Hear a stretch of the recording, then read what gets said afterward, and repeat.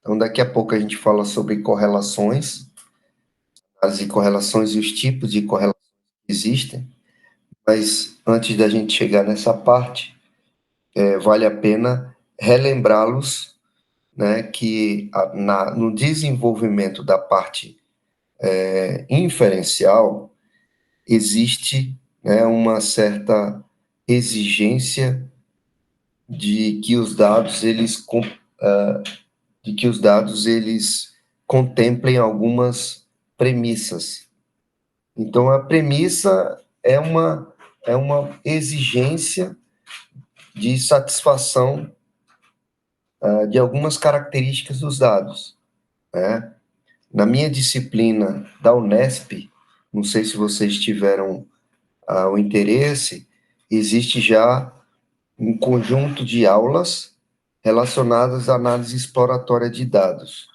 Eu acho muito interessante aqueles que forem trabalhar com exaustão na parte estatística, por exemplo, Vitória, a Carla, a Vitória, Carla, Carol, o Jefferson, Mariana, que vão ter um conjunto de procedimentos robustos de estatística, assistam aquela disciplina.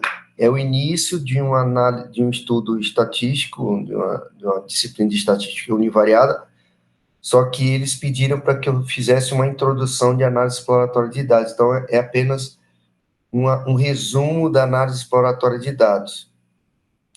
Existe uma disciplina inteira de análise exploratória que eu disponibilizo, não é todo semestre, é só quando tem um interesse, mas para aqueles que vão ter uma carga considerável estatística, eu acho que é imprescindível fazer essa disciplina.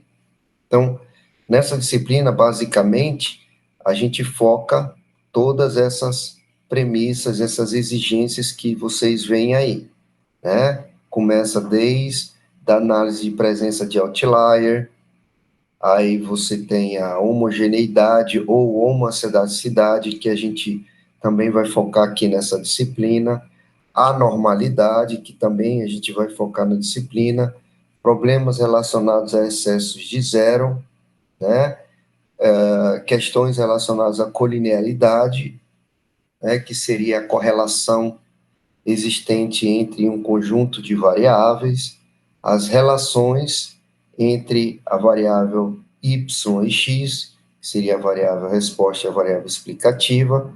Essa relação é para a gente verificar questões de relações lineares ou não lineares, os processos de interação e existência de interação, e a independência de y, que no caso a gente pode observar pseudorréplicas e as autocorrelações temporais e espaciais que algum de vocês vai ter que ter cuidado na hora da análise. Essa minha disciplina, essa que vocês estão tendo, ela não vai focar, por exemplo, no estudo na análise prévia de colinearidade, nas questões de verificação de excessos de zero, nas questões de pseudo-réplica. A gente vai até ver um pouco de pseudo-réplica, mas a questão de autocorrelação espacial temporal também a gente não vai abordar, porque é um conteúdo muito extenso. Então, né, vale a pena vocês revisarem isso daí. E conforme vocês forem revisando, quem quiser tirar dúvidas depois, tire comigo. Mas para essa disciplina, a gente precisa falar um pouco desses quatro aqui, principalmente pelo fato de que muitos de vocês vão trabalhar com modelos de regressão linear simples, múltipla, modelos lineares generalizados, modelos aditivos generalizados. Esses dois últimos eu não vou abordar nessa disciplina. E vale a pena a gente fazer uma explanação bem geral, tá? As duas primeiras não, vai ter um foco mais prático, mas as duas últimas, elas são bem gerais. Então, as duas primeiras, que é a normalidade e homocidacidade, ou homogeneidade das variâncias, são duas premissas bem conhecidas. Então, se vocês um dia abrirem alguns artigos da área de vocês, onde alguém fez, por exemplo, uma análise de variância, ou um teste T, ou uma análise de regressão, ele obrigatoriamente tem que comentar sobre normalidade e homocedacidade, ou homogeneidade das variâncias. E o que é isso? A normalidade a gente já viu, né? Na parte descritiva dos dados, é quando você verifica a distribuição de probabilidade do respectivo conjunto de dados e a exigência que esses dados, que normalmente a gente usa abordando a variável resposta, que é o y, tá? E a gente verifica se ela apresenta uma distribuição de probabilidade normal, tá? Aquelas questões relacionadas à simetria e curtose, que a gente viu na análise descritiva, é exatamente isso daqui. Então, a primeira premissa que vocês têm que ter como cuidado de análise antes de escrever o trabalho, porque às vezes você faz análise e você pode usar essa análise, é a normalidade. E também agora falando da homogeneidade, que eu já conversei com vocês.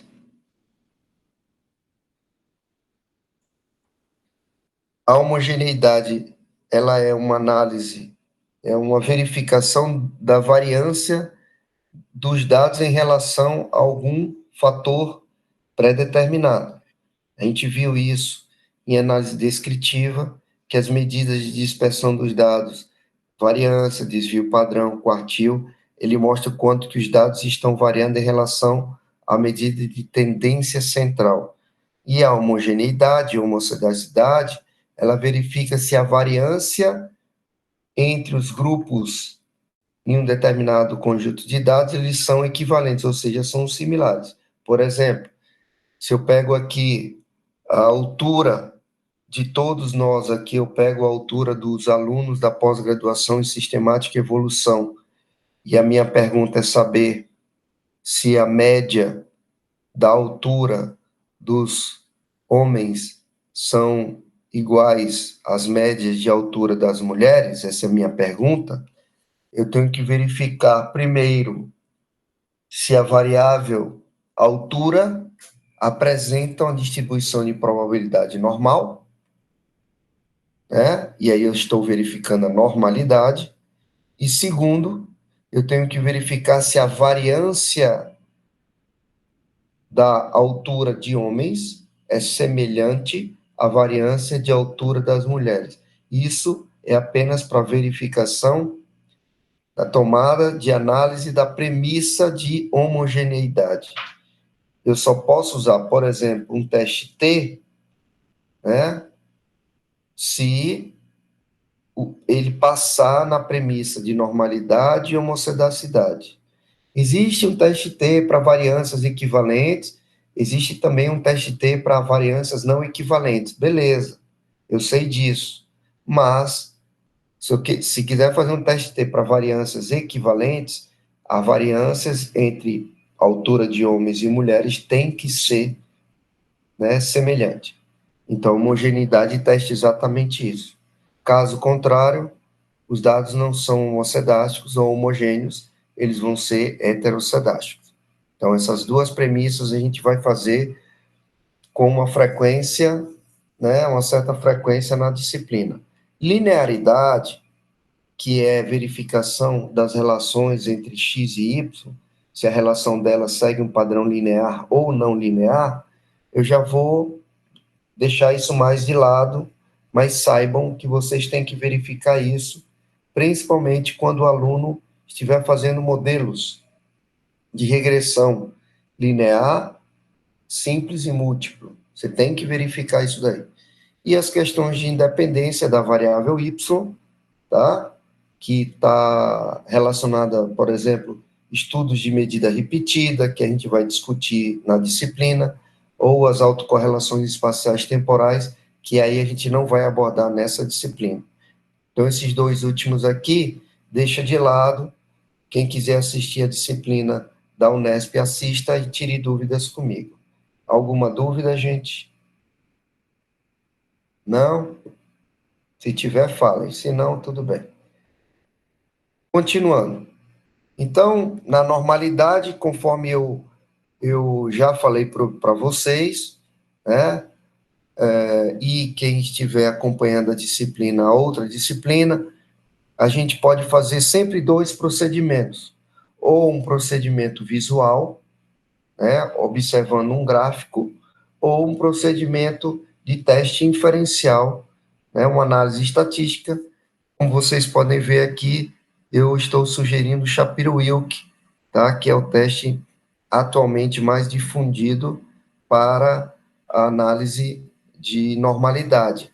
Não quer dizer que seja o único, não quer dizer que seja a única exigência que, por exemplo, os artigos exigem, né, as únicas que são pré-estabelecidas. Não. Mas atualmente, a que eu utilizo, os artigos mostram que é um teste robusto e é uma sugestão minha, mas existe uma infinidade de testes de normalidade disponíveis na literatura e no próprio R. Tá? Então, para a normalidade na observação gráfica, a gente tem, por exemplo, duas possibilidades. Você fazer um gráfico de histograma, que é aquele gráfico obtido a partir da distribuição de frequência, que vocês viram na disciplina. Você observa a tendência de uma forma de chapeuzinho aqui, né? Quando vocês observam isso, teoricamente os dados apresentam uma simetria, né? E depois tem que ver a curtose, mas tudo bem. Então, isso aqui é um indício visual de que os dados apresentam normalidade. Outro tipo de gráfico é um gráfico bem utilizado quando se faz modelagem, modelos de regressão, né? É o QQ-plot, que vocês estão vendo aí. Então, o QQ-plot é um gráfico de observação dos resíduos do modelo, né? Onde ele plota duas informações. A primeira, vocês estão vendo essa linha reta crescente da esquerda para a direita. E umas bolinhas sobrepostas a essa reta.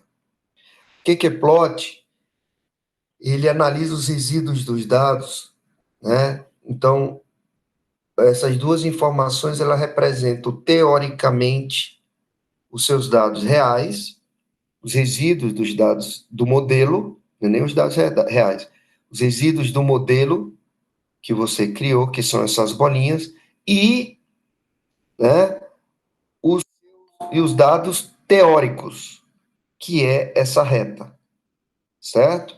Então, quando você tem o seu conjunto de dados, esse QQ-plot, ele determina os resíduos ideais dos seus dados, como se fossem os resíduos teóricos, tá? Perfeitos da relação, e você tem que verificar o quanto que os seus dados reais estão sobrepostos a essa reta. Então, vocês observem bem que os dados ele têm um desvio no começo e eles também apresentam um desvio no fim.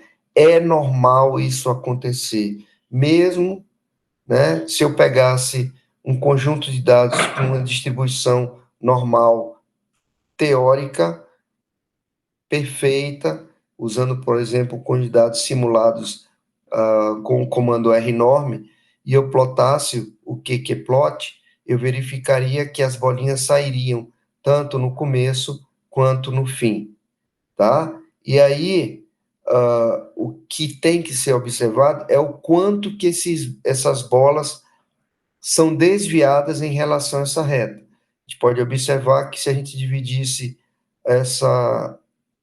esse conjunto de dados aqui em 4 partes, né, eu poderia dizer que 3/4 desses círculozinhos estão exatamente sobrepostos à reta.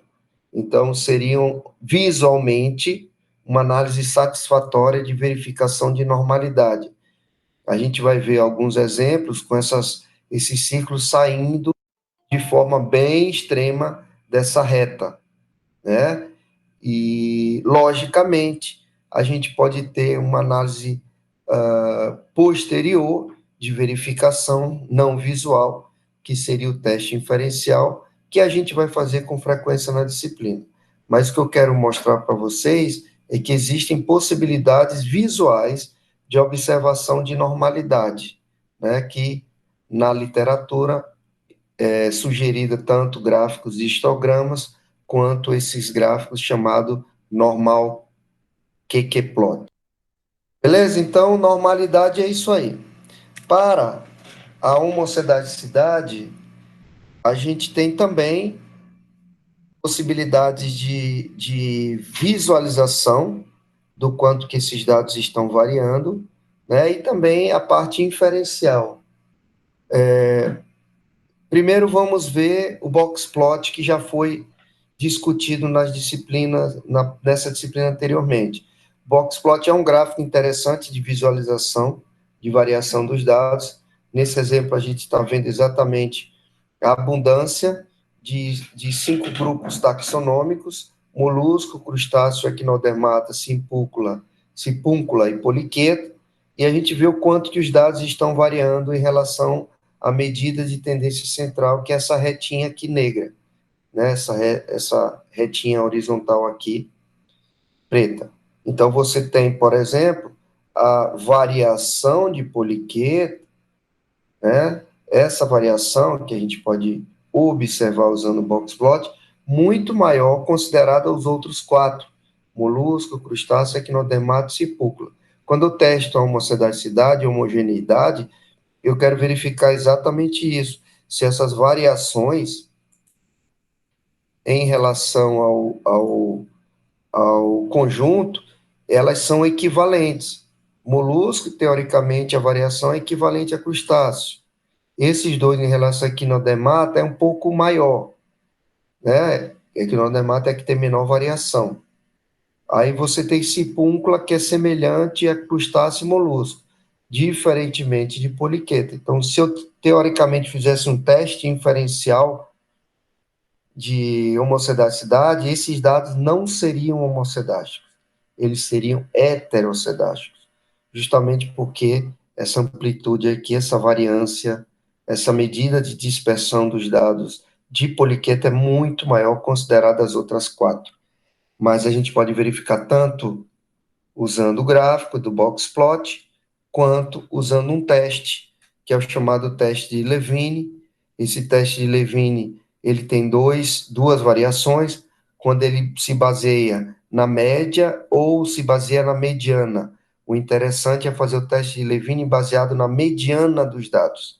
A gente vai fazer isso na prática, tá? E também tem outro gráfico, que é um gráfico de resíduos, assim como a gente viu no QQplot é um gráfico de resíduos, a gente tem também o gráfico de homocedaticidade, verificação da homocedaticidade a partir dos dados residuais. Também é um gráfico observado quando a gente faz modelos, a gente vai verificar isso aí na parte de regressão, tá? E o que a gente tem que ver é o quanto que os resíduos, ou seja, a variação de y, né, está variando em relação à variável x, que no caso aqui é a profundidade. Então, vocês observem o eixo x, né, variando de 500 a 3.000, e a gente tem que verificar o quanto que os resíduos dos dados estão, né, aumentando e reduzindo em relação a amplitude desses resíduos ao longo de X. Observem que parece um funil deitado. Você tem uma amplitude grande no começo e conforme vai aumentando a profundidade, essa amplitude vai diminuindo, tá? Isso é classicamente, né, a tendência heterocedástica, porque para ser homocedástico, a variação do resíduo ela tinha que ser similar para cima e para baixo ao longo do eixo X. A gente tem uma tendência homocedástica de 3.000 até próximo de 1.000 aqui. De 1.000 para zero, você tem o aumento da variação de resíduos ao longo de 0 a 1000.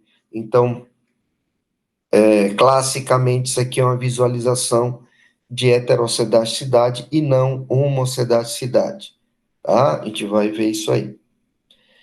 Então, verificamos normalidade, verificamos homocedaticidade, né? A linearidade, para vocês terem uma ideia, né? A gente não vai fazer esse gráfico, mas nas outras aulas tem como desenvolver esses gráficos.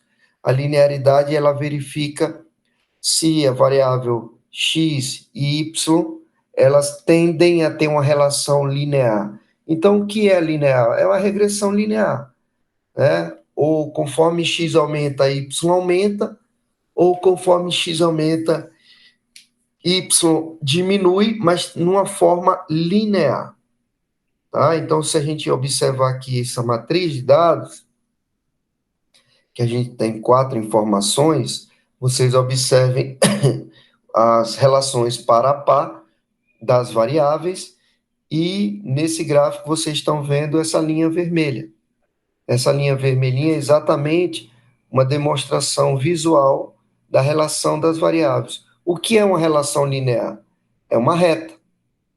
Essa reta pode estar subindo, essa reta pode estar descendo. Então, o objetivo da gente é verificar exatamente isso. A dispersão de duas variáveis, elas têm que apresentar uma tendência linear, uma tendência de uma reta. Observando todos esses gráficos aqui de cima, onde tem a linha vermelha, dá para observar que nenhuma delas apresenta uma relação classicamente linear. A que mais chegaria próximo seria essas duas variáveis, o recurso e profundidade, mas ela tem uma leve, né, aqui no começo, uma leve posição curvilínea, mas quando chega daqui para cá, ela mostra uma tendência linear. Então, quando você verifica os modelos, você tem que verificar a relação da sua variável x com y. E se você tiver mais de uma x, então das suas variáveis x com y, elas têm que ter uma relação linear com y. Se ela não tiver uma relação linear, vocês não podem fazer uma regressão linear. Vocês têm que fazer uma regressão não linear, um modelo não linear, tá? Outro exemplo aqui é observando a relação comprimento e biomassa de duas espécies, em um determinado organismo. Dá para ver claramente, e é conhecido na literatura que a relação peso-comprimento de um organismo, ele tende a uma relação não linear. Por quê? Porque peso, biomassa, peso, ela é uma informação volumétrica. Então, se é uma informação volumétrica, a relação entre uma medida unidimensional e uma medida volumétrica, que tem 3 dimensões, ela tende a uma função potência, né? Que não vem o caso a gente discutir a função agora, mas ela mostra uma função onde a relação é exatamente essa tendência que vocês estão vendo aqui. Se eu desenhasse uma linha, ela não seria uma reta, ela seria uma situação curvilínea aqui. Então, a gente tem aqui uma situação de relação não linear entre duas variáveis biométricas, tá? E, normalmente, quando se faz um estudo biométrico, a gente logaritmiza as duas variáveis. Então, vocês veem no gráfico ao lado que as duas variáveis agora foram logaritmizadas, seja na base 10, seja na base 2, seja logaritmo neperiano, não interessa. Mas no momento que você logaritmiza as duas variáveis, é um processo de transformação, você faz com que essas relações acabem se tornando linear. Então, em estudos biométricos, naturalmente já se faz a análise com dados logaritmizados, justamente para cumprir essa premissa de linearidade. Alguns de vocês vai trabalhar com informações biométricas, então tem que ter em mente que esses dados têm que ser logaritmizados. Matheus vai fazer isso daí, né? Outros também podem ser que queiram fazer. Eu Oi. logaritmizei no SciSmat. No começo você logaritmiza tudo para na hora de fazer o gráfico ele já está nesse modelo. Exato. O SciSmat faz isso aí. O SciSmat é um pacote do R, né, para desenvolvimento de estudos biométricos, relações de variáveis biométricas, determinação do tamanho mínimo de maturação, algumas coisas voltadas para estudos de ecologia populacional. Então, ele já vem no próprio desenvolvimento do pacote esse artifício, que é uma tendência e que a literatura sugere que faça isso, tá? Então, vimos aí um resumo do que é a linearidade e, finalmente, as questões de independência da variável resposta, independência de y. Então, a independência de y, em teoria, seria a variável resposta, a variável que você está questionando dentro da sua hipótese, ela tem que variar os seus resíduos. Resíduo, entenda resíduo como sendo a variação dos dados em relação à medida de tendência central. Então, se você tem a média, por exemplo, do tamanho da gente, voltando para aquele exemplo, cada um de nós temos um resíduo, que seria o quanto que você varia em relação à média, tanto dos homens, então a gente tem duas médias, a média de homem, dos meninos, a média das meninas. Cada um de nós temos um resíduo, é o quanto que a gente está variando em relação à média. Então, vamos supor que a média de homens da pós-graduação de sistemática e evolução é de 1,70 m. Então, se a média de homens é 1,70 m, eu tenho um resíduo, né, que é um resíduo que é variando para cima. Então, como eu meço 1,76 m, meu resíduo é de 6, né? Tem gente que tem um resíduo negativo, tem gente que tem um resíduo positivo. Isso vai depender se você é maior ou menor que a média. Então, resíduo é a variação do indivíduo em relação à média, tá? A variância é a mesma coisa de resíduo? Não, não. A variância, ela é um complemento do resíduo, porque o resíduo é apenas a variação de cada unidade, cada indivíduo em relação à média. A variação, além de ter o resíduo, esse resíduo é elevado à raiz quadrada, dividido por N, se for população, se for uma amostra N-1. Então, o resíduo, qual é o artifício da variância? Como a gente tem a variância é o somatório desses resíduos elevado à raiz quadrada, se você tem valores positivos e negativos, você não tem um somatório. Porque se você tem um valor negativo, ele vai fazer a subtração do outro. Então, na variância, você tem a transformação de todos os resíduos de negativo para positivo, e de positivo mantém-se positivo. E aí você pode fazer a soma. Então, a resíduo não é variância, mas existe o cálculo de um resíduo dentro da variância. Você entendeu? Se você olhar a fórmula nas aulas, você vai perceber que existe no numerador a média sendo subtraída por cada indivíduo do seu conjunto de dados, das suas amostras. Entendeu? Então, uma coisa é complemento da outra, mas não representa uma coisa igual à outra. E aí, quando você verifica a independência, que é o que a gente está vendo agora, essa variação desses resíduos, ele tem que ser independente de qualquer coisa. Essa variação, a gente está testando a variação em relação ao nosso objeto de comparação, mas ela não pode ter nenhum outro tipo de sofrer influência de nenhum outro tipo de variável. Isso é independência. Mas, por exemplo, existem alguns tipos de testes em que a gente insere nessa análise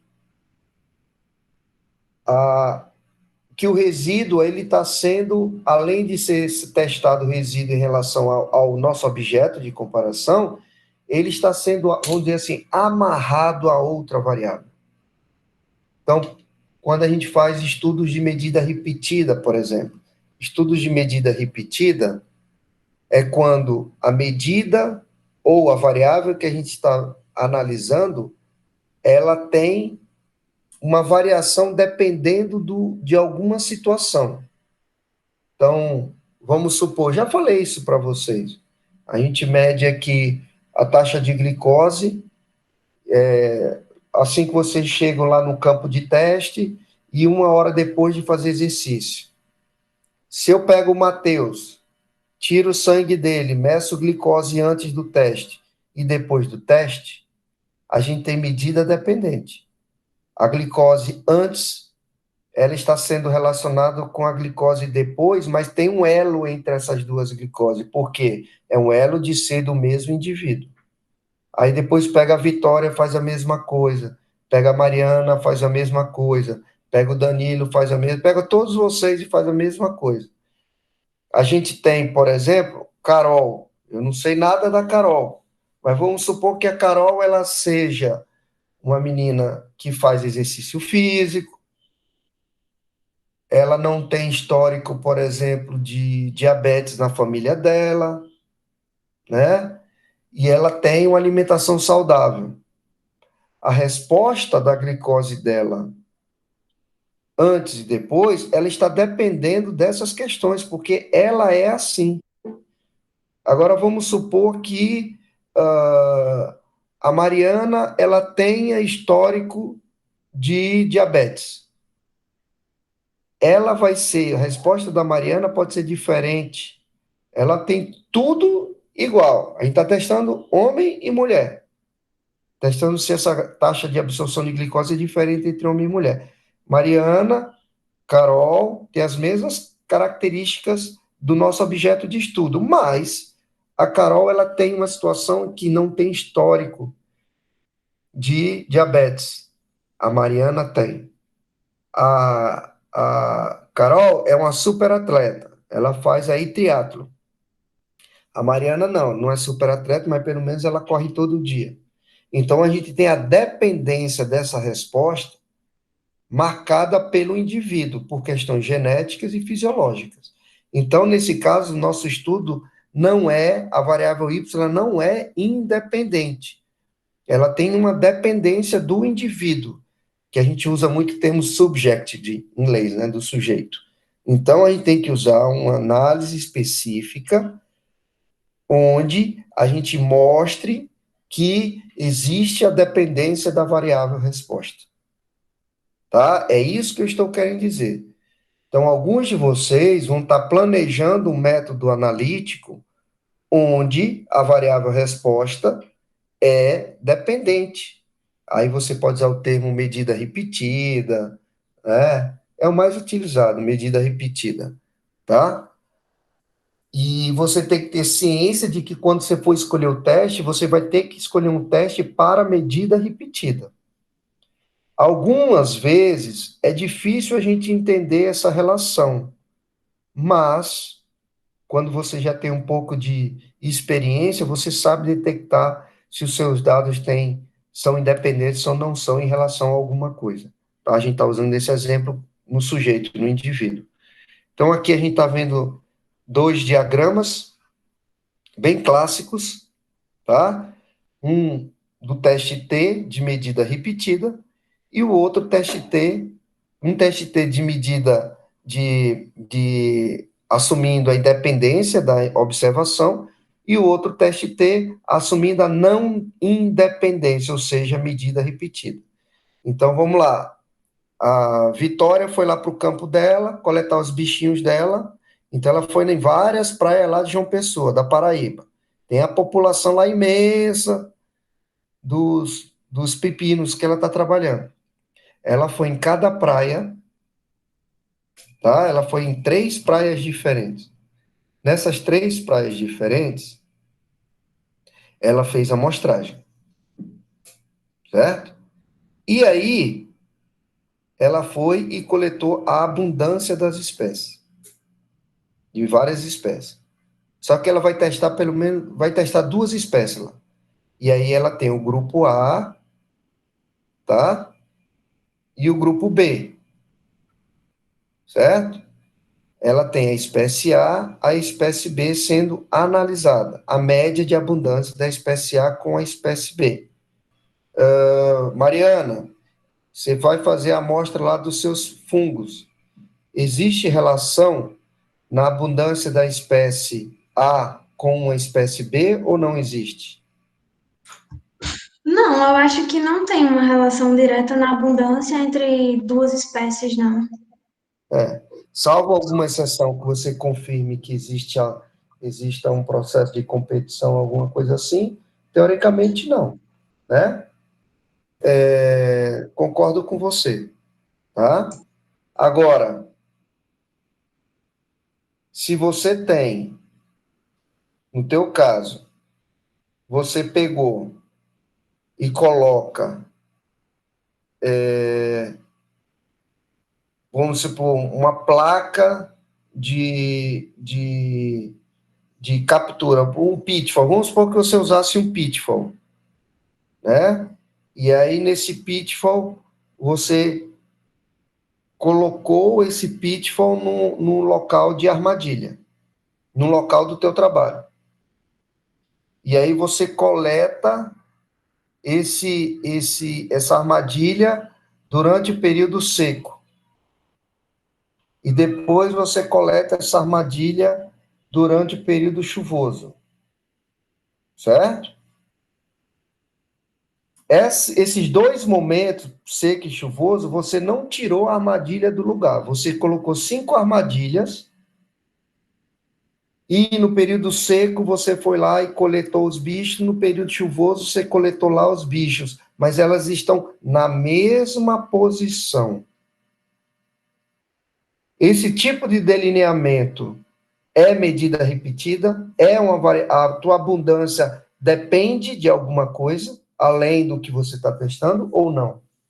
Sim, nesse caso, acho que seria medida repetida. Exatamente. Então, você tem 2 situações.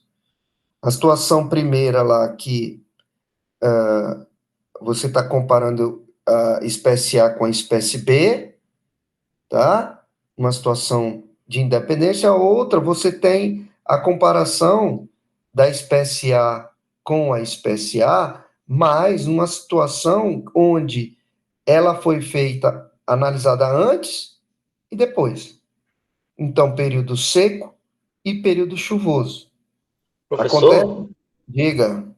uma dúvida que surgiu aqui, que eu não sei, tipo, esse negócio que o senhor está falando, quer dizer que tem como se fosse uma variável entre o Y e o X, esse negócio da dependência e independência? Tipo Não, assim, uma variável a mais que não, não, estaria influenciando? Não, não tem relação com isso, não. não é uma variável a mais.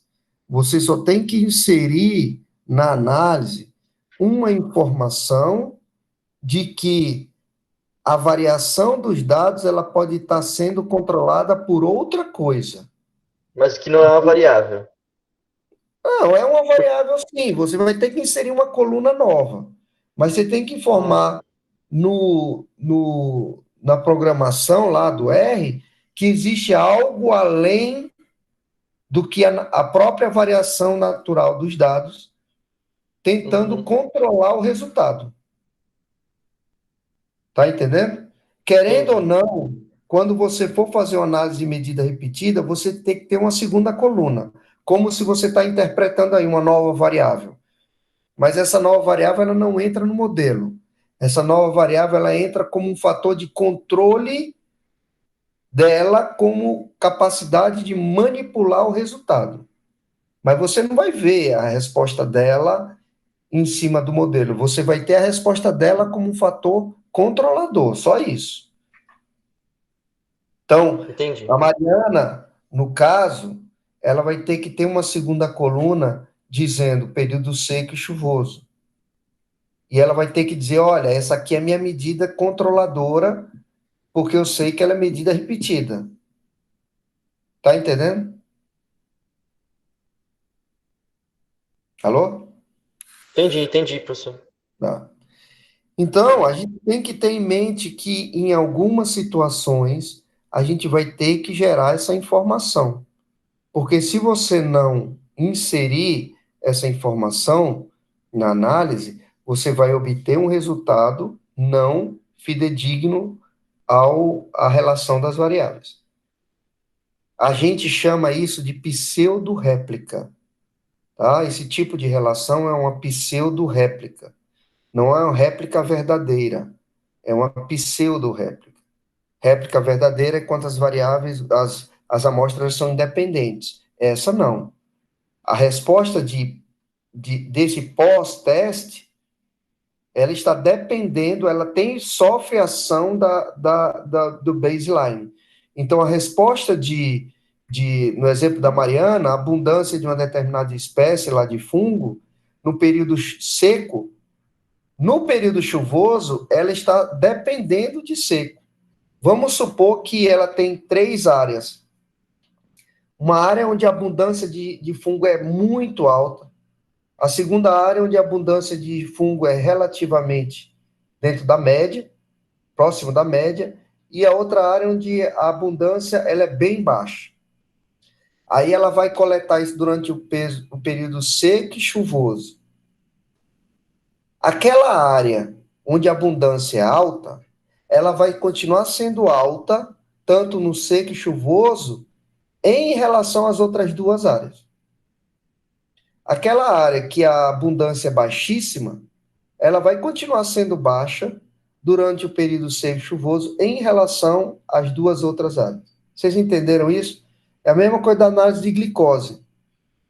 Tem uma pessoa que não faz exercício, que a dieta dele é totalmente desbalanceada, está acima do peso e tem histórico de diabetes na família. Vocês acham que a variação dele antes e depois tende a ser diferente, a relação do antes e depois, para um que é atleta? Não. O depois é totalmente independente do antes, porque naturalmente aquele indivíduo ele tem variações que são controladas por outros fatores, que é o fator do sujeito, o indivíduo lá. Ele é acima do peso, ele não tem uma dieta balanceada, ele não faz exercício e ele tem histórico de diabetes na família. Então, não interessa o antes e depois dele, vai ser controlado por essa situação. Entenderam bem isso daí? É fácil, não é complicado de entender. É apenas. Diga. Professor, então, assim, seria resumir dizendo que as medidas repetidas, a gente amostra os mesmos grupos ao longo do tempo.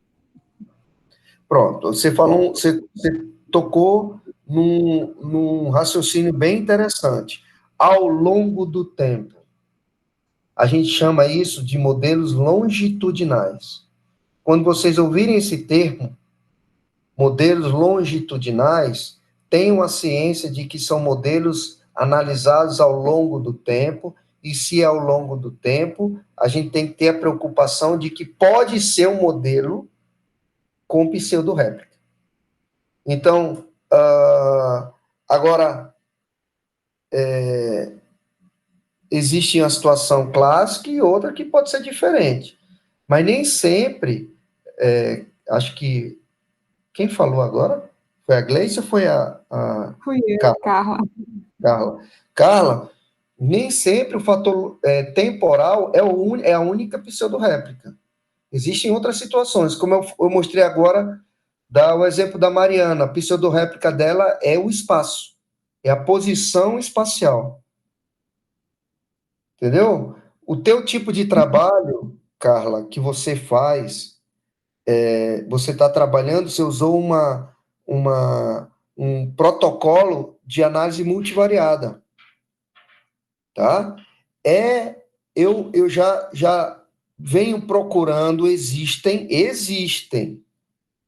modelos, análises específicas multivariadas para dados dependentes. Já existe. Existem até pacotes que já fazem isso. Eu comprei até um livro para ler sobre isso, só que eu não tive tempo de ler ainda. Por quê? Porque se você tem estudos univariados de medida repetida, você vai ter estudos multivariados de medida repetida. O teu caso é um caso clássico de a medida sendo controlada pelo espaço. Tá entendendo? Então, Estou entendendo, é verdade. se é controlado pelo espaço, você tem uma pseudo-réplica. Então, você deveria trabalhar com um modelo, um protocolo, onde você retirasse essa autocorrelação espacial. Só que A aí eu gente... já... Uhum. Não, pode dizer. Não, a gente usa, geralmente a gente coloca um procedimento chamado autovetores de Morin para controlar essa situação da autocorrelação espacial. Exatamente. Exatamente. Era isso que eu ia falar. Então, se você faz isso, ótimo. Mas se você não faz, você está inserindo um resíduo que está controlando muita coisa. Aí teu resultado vai ter um viés, concorda? Sim, exatamente.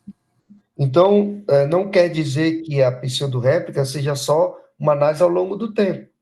Pode ser uma análise ao longo do tempo, pode ser uma análise baseada no espaço, né? Pode ser uma análise baseada em indivíduo. Então, quem trabalha muito na área médica, né?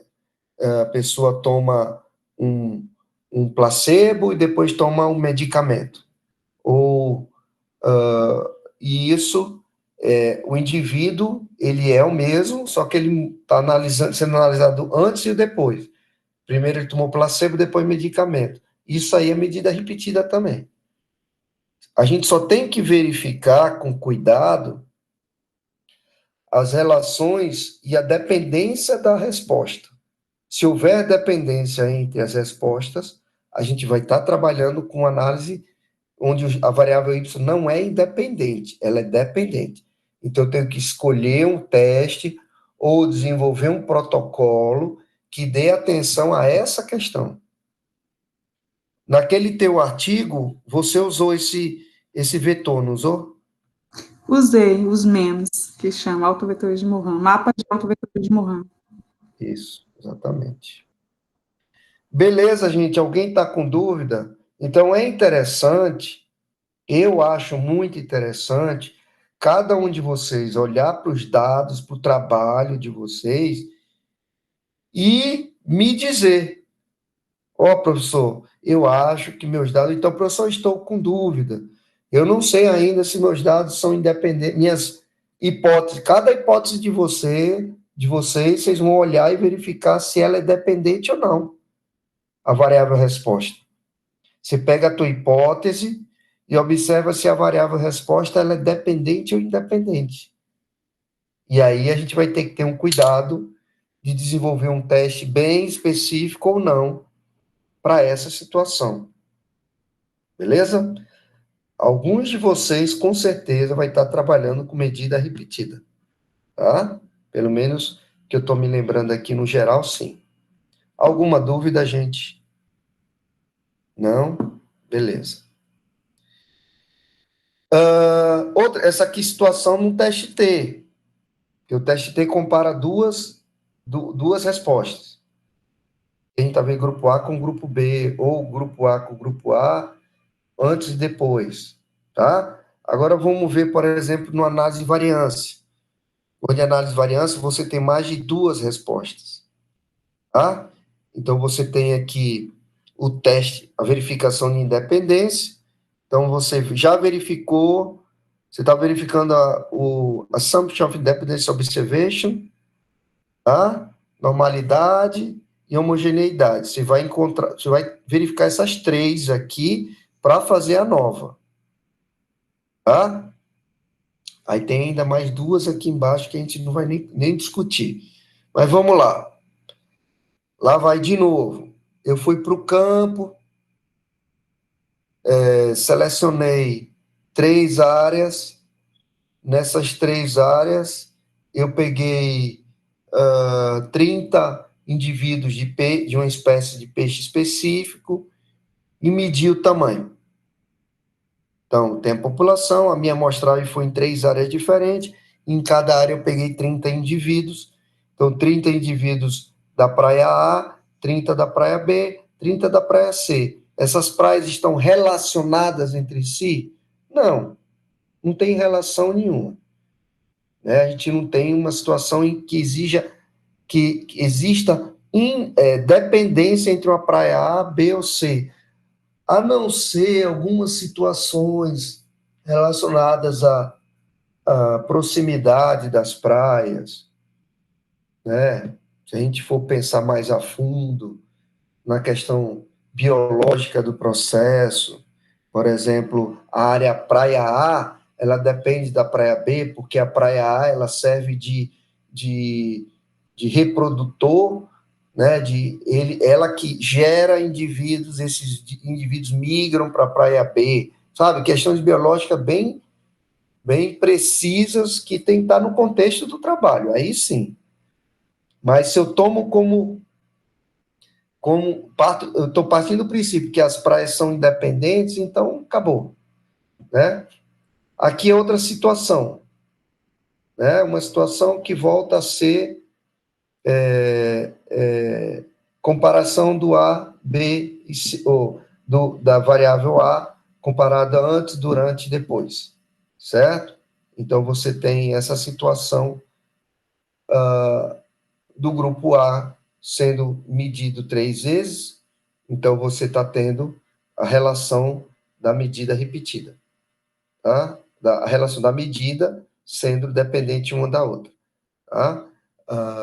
E voltando a dizer, questões relacionadas a estudos espaciais e temporais, é a mesma interpretação no teste T para com a análise de variância. Beleza? Esse site aqui é muito interessante, eu gosto, não, a gente tem que mostrar, né, o site da onde a gente retira as informações, esse Scale Live é um site muito legal para estudar também.